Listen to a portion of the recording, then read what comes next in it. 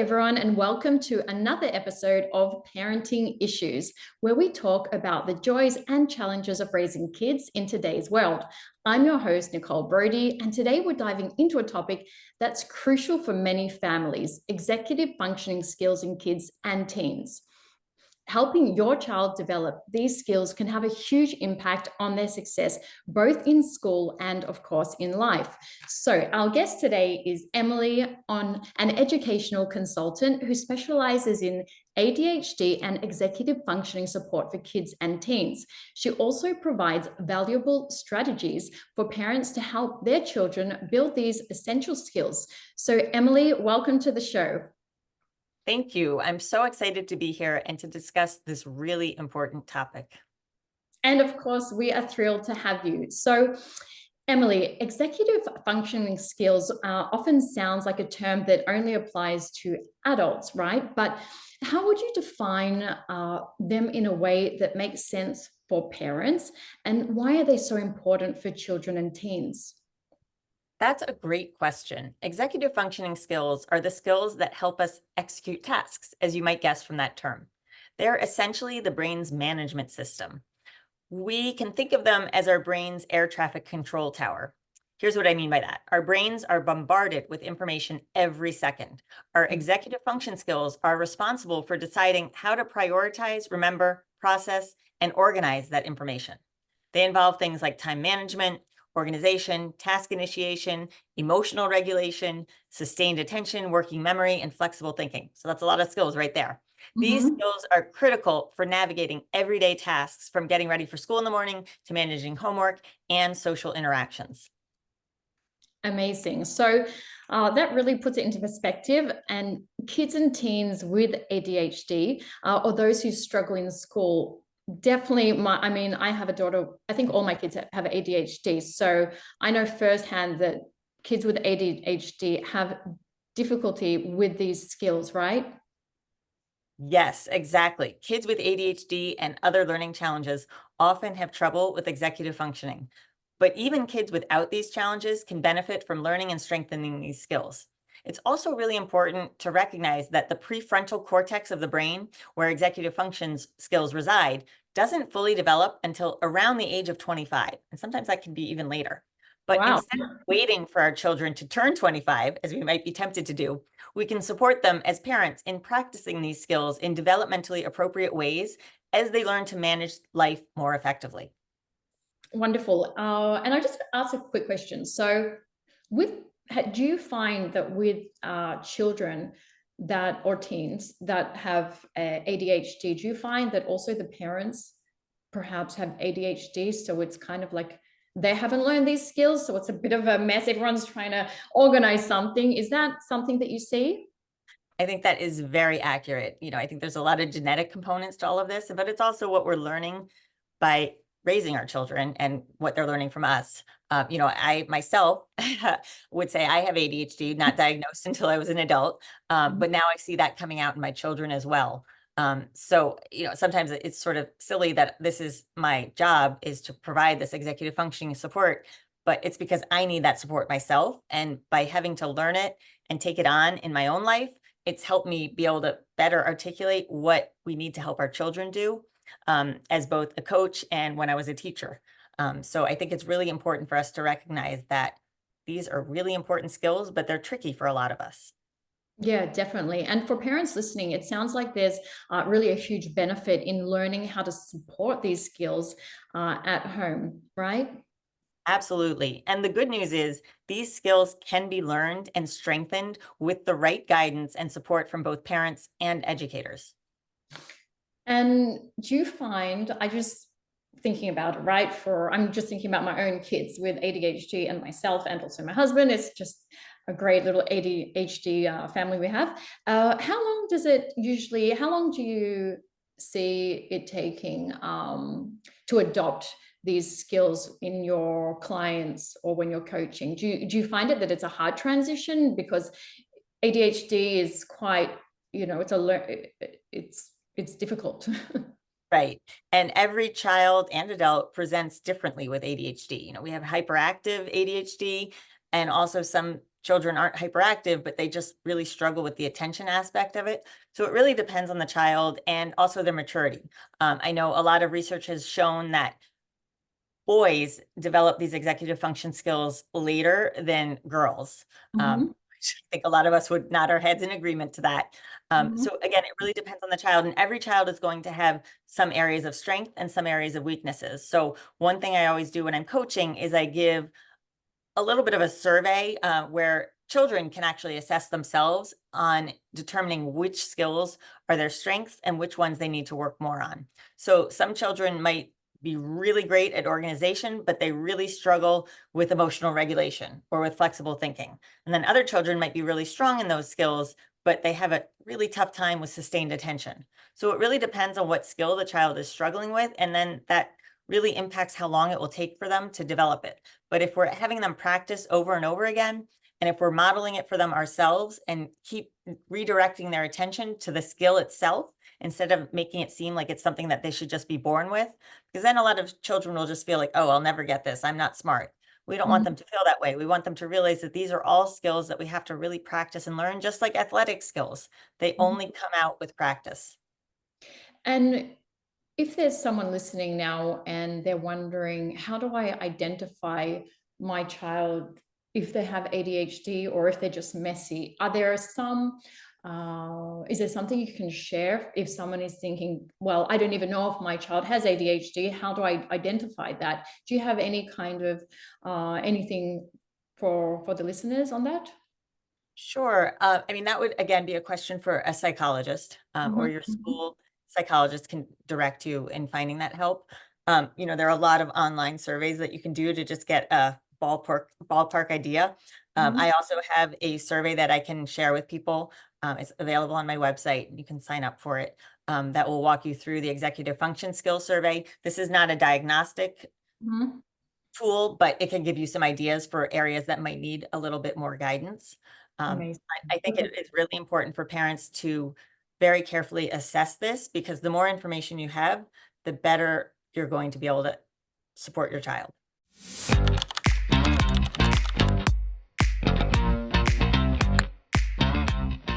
So let's get a little bit practical. What are some strategies parents can use to help their kids really develop better executive functioning skills? That's a great question. One of the best things parents can do is establish routines and use visual aids.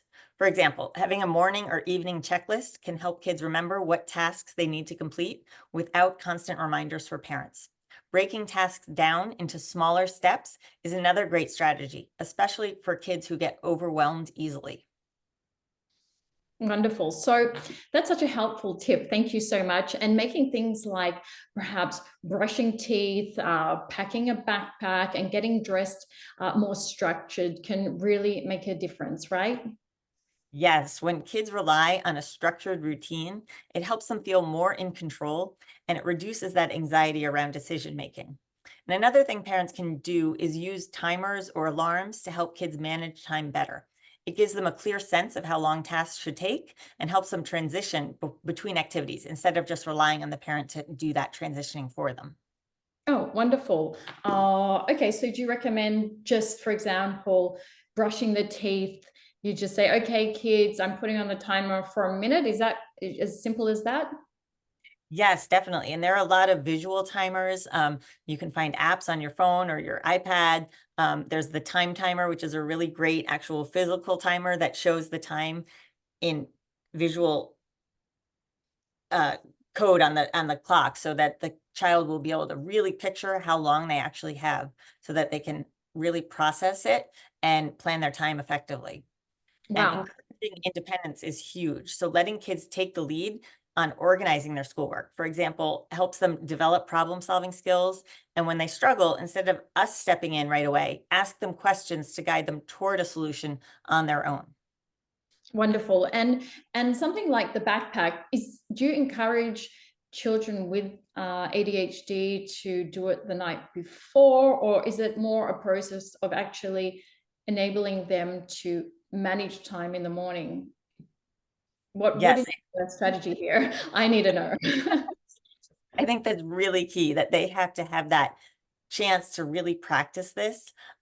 So helping them practice packing their backpack the night before instead of last minute in the morning when they're rushing out the door is really key, especially if your child has ADHD. Having that stress of having to run out the door does not help them accommodate the weaknesses that they might have in those skills. So whatever routines you can build in place is very essential. So having a routine maybe before bedtime or even before dinner, everyone's going to pack up their backpacks, check your folders, check that, make sure you did your homework, put everything away so that in the morning you're ready to go. Your backpack is set by the door or wherever you have your child keep it, and there's no frantic last minute searching for things.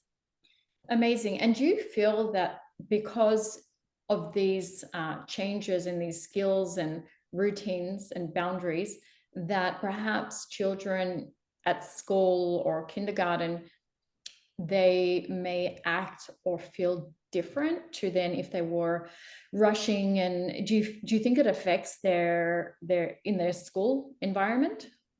Yes, it definitely could. I think all children are affected by that stress.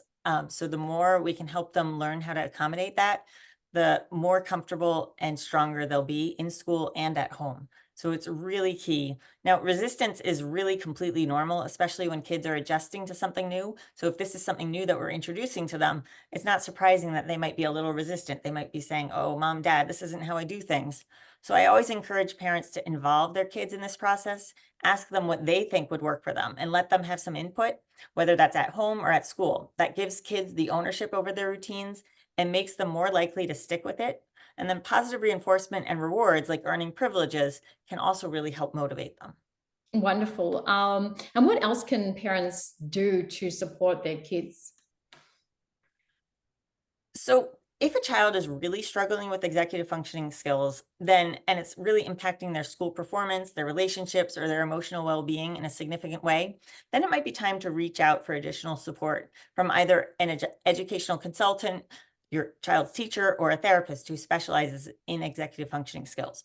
Now, that's not to say that you can't take on a lot of this yourself, but there are a lot of resources out there, whether it's books or actual professionals who can help. There are many, many people out there who are familiar with executive functioning skills and are ready to build in strategies that might be just right for your child. Wonderful. Thank you so much.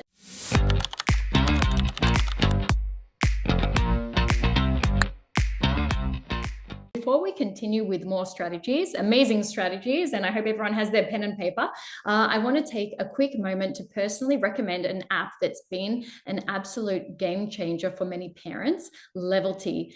It's a chore tracker with rewards designed to make parenting a shared adventure. I use it with my own kids, and it helps create a structured routine while keeping things fun. The app allows parents and kids to track chores, earn rewards, and celebrate their achievements together. It's a great tool for fostering independence while making sure chores and responsibilities don't feel like a burden. Plus, it's all about listening to each other and playing as a team, which I think aligns perfectly with what we're talking about today: building executive functioning skills and creating healthy routines. So, if you want to bring more structure, responsibility, and of course, fun into your home, I highly recommend downloading Levelty and give it a try.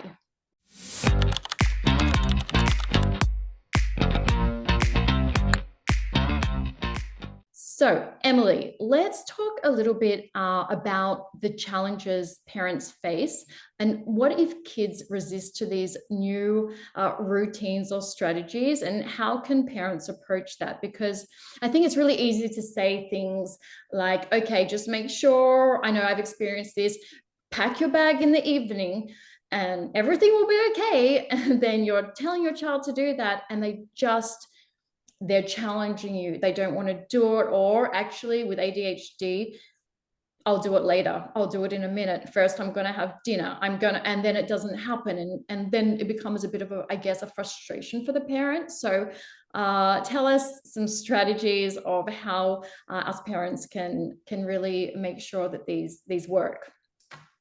Right. We were talking earlier about having a real clear visual way of children to remember what they need to do, whether it's checklists or if a child is younger, perhaps visual With my children, we even had a little clipboard where they had Velcro and they would move check marks from one side to the other when they completed them. So whatever real physical way that they can see that they're accomplishing what we've asked them to do is really helpful to them. And also, I always tell parents that modeling is very key here.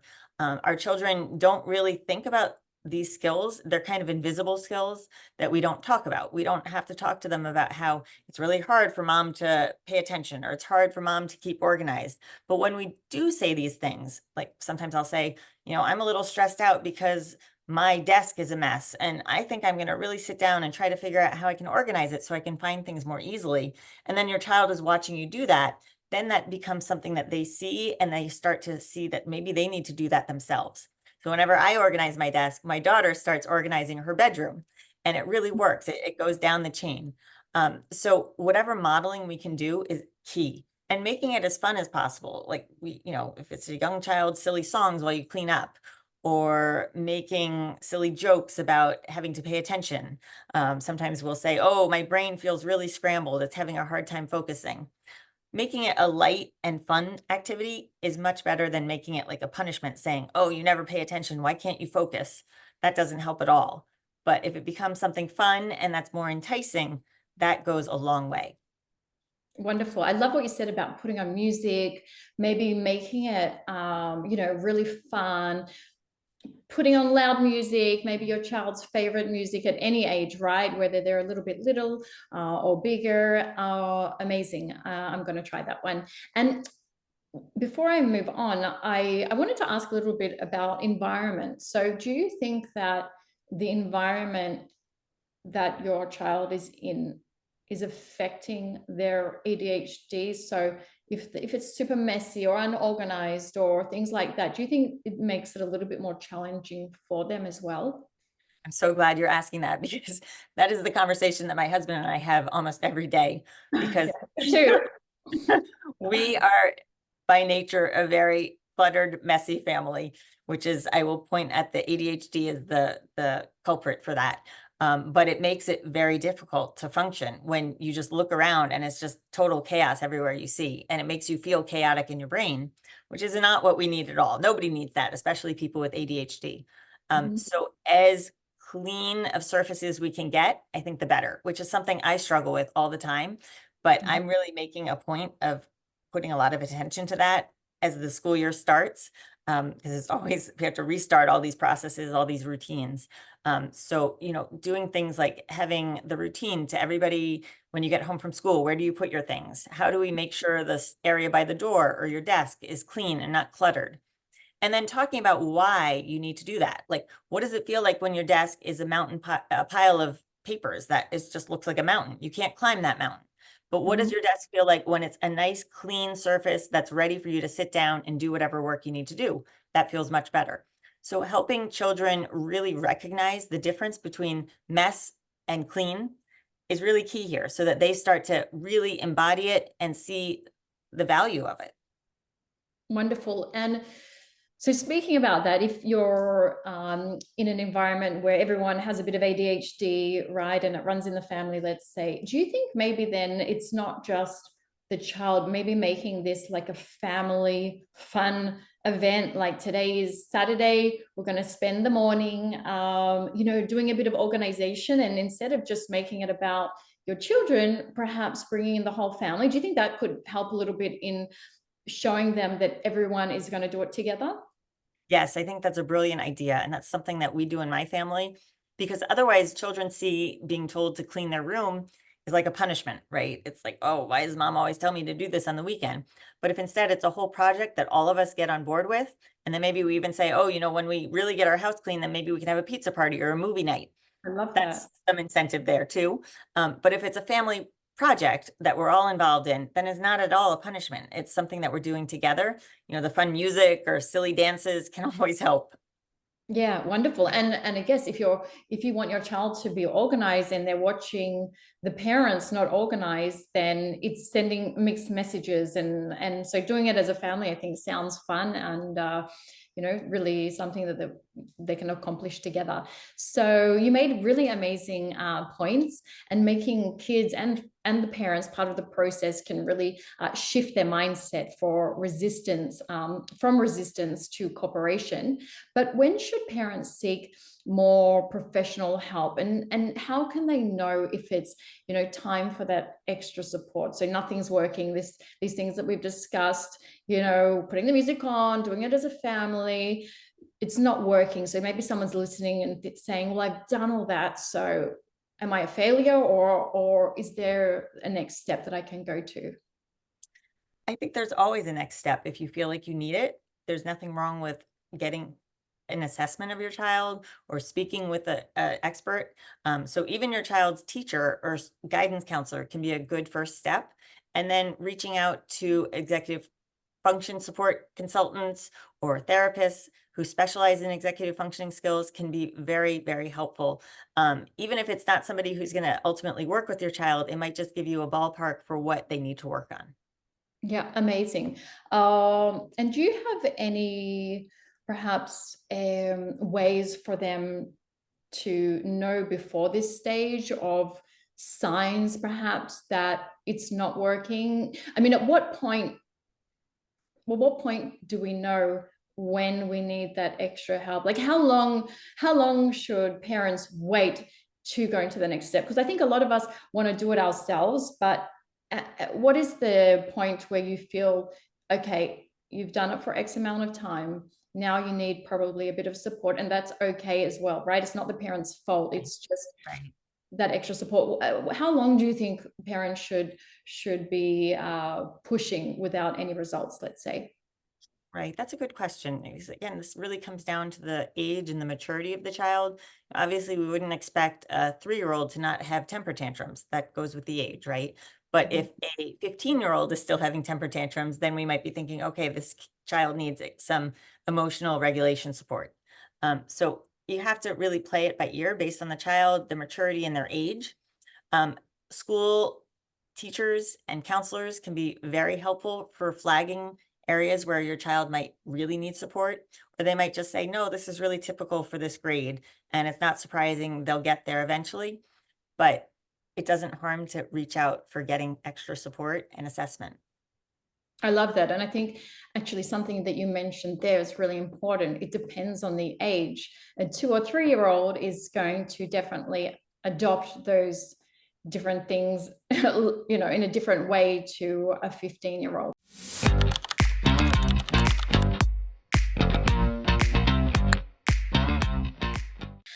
Emily, this has been really such a valuable conversation, and I'm sure the listeners agree. And thank you so much for joining us and sharing these practical tips and insights. And before we wrap up, where can parents find more about your work, your services you offer, and actually, if you can mention again how they can get that self-assessment, because I think all these little tools are just so important for the listeners. I understand. Thank you so much for having me. So parents can find me on my website. It is www.mindlaunchers.com, or you can follow me on social media, and my social media is @mindlaunchers. I offer workshops and consultations to help families strengthen these skills. And on my website, you'll see an area where you can sign up for my email listserv, and that will give you the executive function skills survey that you can use to start you off. Wonderful. And those workshops and consultations, is that via Zoom or is it face to face? How do they work? I do both. I do a lot of workshops for schools. I'm in New York, so I do a lot of local workshops, but I also have worked with parents individually on Zoom or Google Meets, on phone. If you're local to me, then I meet in person. So there are lots of different options. Wonderful. Thank you so much. That's really fantastic. And to our listeners, if you found today's conversation helpful, don't forget to check out Levelty. It's a great way to bring structure and fun into your family's routine. Thank you all for tuning in, and we'll see you next time on Parenting Issues. Thank you so much.